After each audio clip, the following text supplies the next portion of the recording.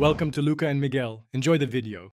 You start by confirming exactly which Gigabyte model and Windows build you have, because the installer must match.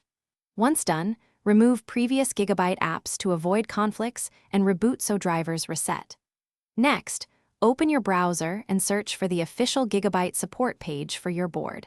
This ensures you get the correct Control Center package. Make sure you download the Windows 10/1164-bit version, if applicable, and save the installer to a known folder so you can run it next.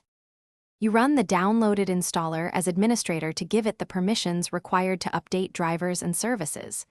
During installation, watch for prompts to install. NET or Visual C++ runtimes, these are necessary for the Control Center to function, so accept them. After the installer finishes, reboot immediately to finalize driver registration.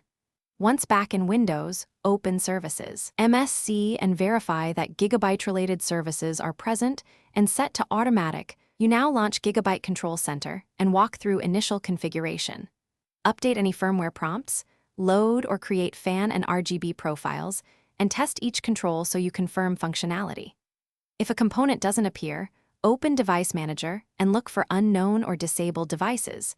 Enabling or updating that driver often restores features. If issues persist, rerun the installer and choose Repair or Fully Uninstall, then reinstall the package. This usually fixes corrupt installs and restores full control.